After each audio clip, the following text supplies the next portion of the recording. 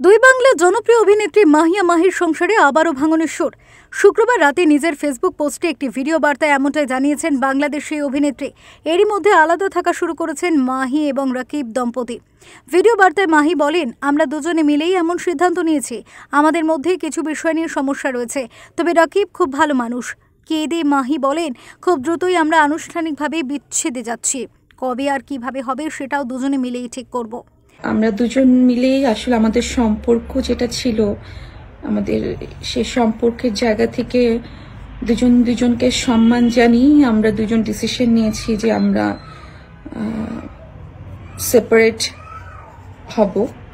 আমরা সেপারেশনেও আছি, অনেকদিন যাবত আমরা সেপারেশনে আছি এবং হয়তোবা খুব সুন এটার একটা এন্ডিং হবে।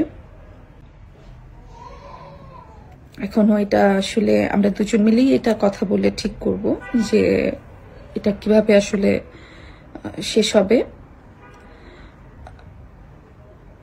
কিন্তু আমি আসলে তাকে অনেক সম্মান করি, সে অনেক ভালো একজন মানুষ। প্রসঙ্গত, বাংলাদেশের দ্বাদশ জাতীয় সংসদ নির্বাচনের সাংসদ প্রার্থী হয়েছিলেন মাহিয়া মাহি, তবে ভোটের মাঠে পরাজিত হন তিনি। এর আগে 2016 সালে সিলেটের ব্যবসায়ী পারভেজ মাহমুদ অপুকে ভালোবেসে বিয়ে করেন মাহি।